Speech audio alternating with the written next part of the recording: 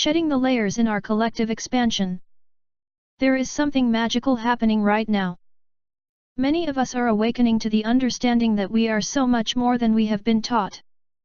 That we are beings of light, we are creators, we are healers, we are manifestors. We are connected through a web of energy that cannot be seen, by most, but can be felt with the eyes of our hearts. Indigenous cultures around the world understand this. They know how connected we are. When a red-tailed hawk eats a snake, it starts with the head first.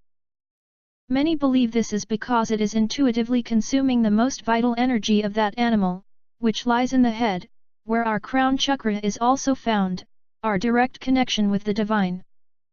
The hawk is absorbing the energy of the snake and all that the snake has eaten. And so it goes up and down the food chain. How often do we stop to consider this web of interconnection and its effect on our own lives, as we cohabitate a world with other living beings? How do our daily actions affect their lives? How do the experiences of animals and plants affect our own? The interconnection of life. We are all linked, more intimately connected than we may realize. When we hurt the earth with pollutants, we are also hurting ourselves. Now, I know you may have heard that before in a figurative sense. But what if it is literally true? That chemicals from our food that end up in the earth actually make it back into our bodies, rising up the food chain? That when we spray our lawns with pesticides, and a bee lands on that lawn, that we are effectively poisoning our own food supply. When we scream in pain outside, does it hurt the heart of the bird that hears our cry? Maybe it does more than we know.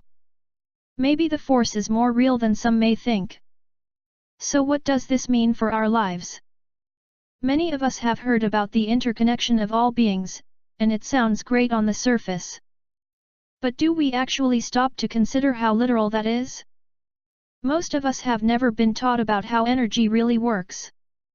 Like many of you, I was raised mostly in traditional public education and in the modern workplace. I was taught to follow the rules and to draw inside the lines. In school, I was not encouraged to follow my active imagination into a world of intuitive knowing, maybe into other dimensions, and trusting my inner voice, and my guides from a higher, divine realm, to guide me. In fact, the system that I grew up in poked fun at that, as if anyone who did this were crazy, weird, or just plain lying. Sound familiar? Shifting energies on Earth.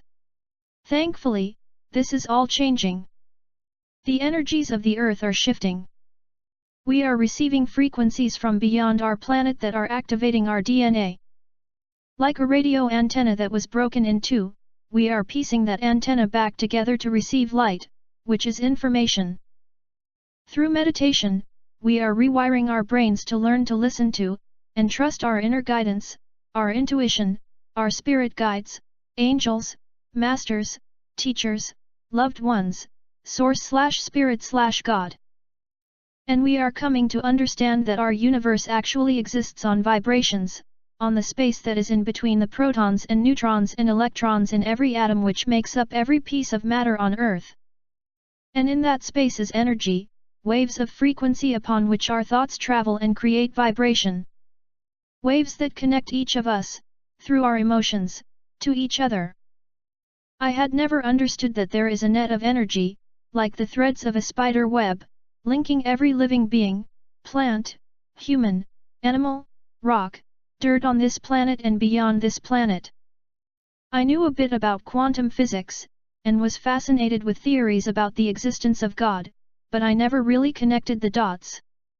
Releasing the old pattern.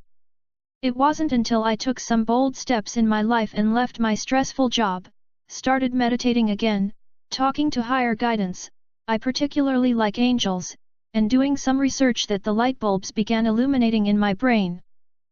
I started seeing through the illusions of mainstream media, designed in large part to foment fear and anger and keep us separated from our intuitive, divine essence. I started to understand what has been happening in our world. It was, one might say, an awakening. I began piecing together why things are the way they are, and believing that I have, within me, just as you have within you, a piece of the divine source energy commonly known as God. I started to see that we have all the answers we need within ourselves, we just need to unlock them. That we can heal others with our minds and with our hands, using light, just as Jesus, Buddha, and other masters did. And that we are powerful creators, and with our free will as humans, we can manifest realities and situations with our own thoughts, not as simple as it sounds, since our subconscious thought patterns, often based on years of conditioning from a young age and many lifetimes, often block our high vibration thoughts. From a global perspective on the connection of our spirits to each other, maybe this makes sense to you. But what about from an individual perspective? How does your soul, with its unique qualities, contribute to what's happening on Earth energetically? As we expand in our consciousness, we are also expanding in our souls. In fact, the more we explore what it is that we have to offer the world, what our individual gifts are, the more that we can evolve toward the ultimate goal of enlightenment, or just self-actualization, and ultimately to bring healing to the earth and all its beings. The journey of soul evolution. The archetypal pattern of the hero's journey, popularized by Joseph Campbell and encompassed beautifully in the ancient art of tarot cards, is a particularly effective tool for understanding our personal journey in this lifetime and the soul lessons that we set out to learn, before incarnating. Although our modern society has not emphasized the importance of this soul growth, but I believe that it is an essential tool to our shifting into becoming the spiritual beings that we truly are. One of the most important aspects of this soul journey is the process of shedding the layers of ego, that aspect of our personalities that makes up our fears, doubts, and worries, which often exist at a very subconscious, deep level. The book Soulcraft, Crossing into the Mysteries of Nature and Psyche by Bill Plotkin, which was gifted to me by my father, describes this descent into our shadow side as one that is often overlooked in much of the spiritual world. It's not pretty or fun to go into the dark recesses of our childhood, excavating where our thoughts of not being enough or our fears of being seen or our worries about being judged by others. These often come from well-meaning parents or adults who unintentionally help create them. As Plotkin claims, the layers of the protective ego, like that of an onion, helped keep us safe as a child but have since evolved into a voice of resistance. Separating from this resistance is an essential part of clearing the debris in our paths. We can assure these egos, often a version of our inner child, that it is safe for them to quiet down. That as adults, we have grown enough and have developed enough resources and inner strength to get us through life now.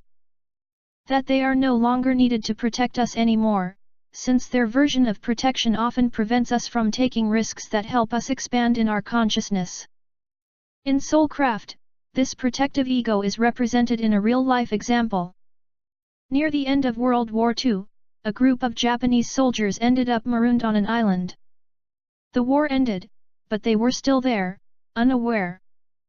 When they were finally rescued and returned to their villages in Japan, they knew of no other roles for themselves other than being warriors. But the villagers didn't mock or criticize them. They thanked the soldiers every day, but gently suggested that they didn't need to fight anymore. That they could put down their armor.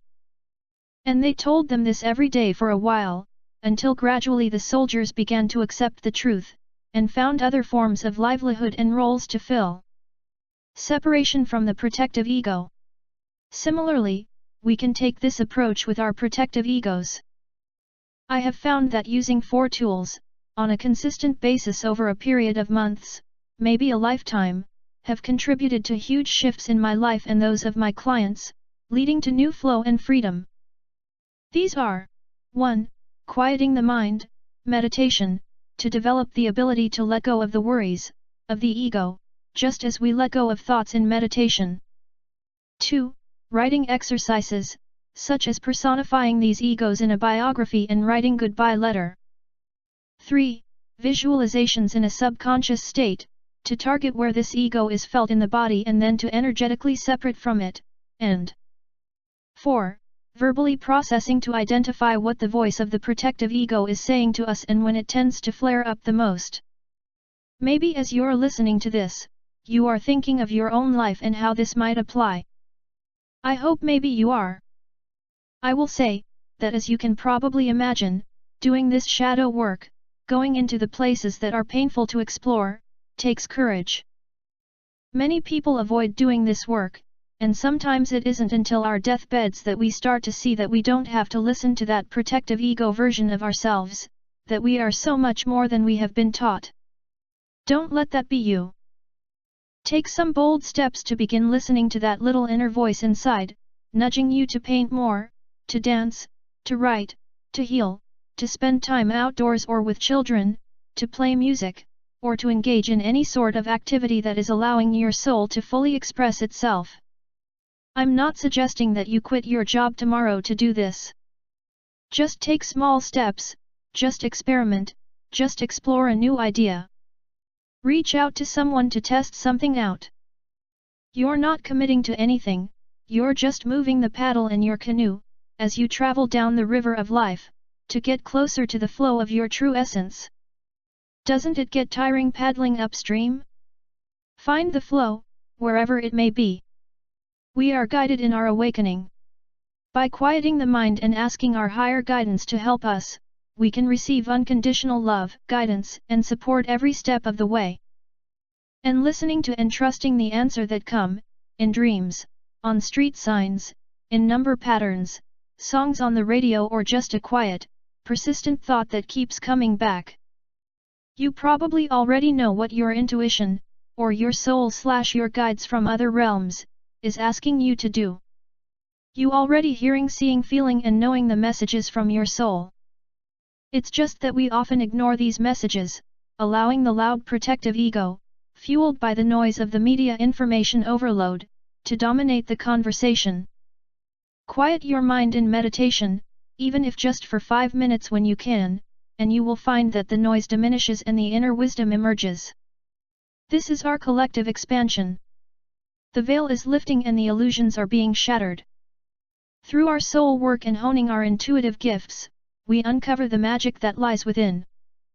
We begin to feel how deeply we are connected with the energy of the earth and its life.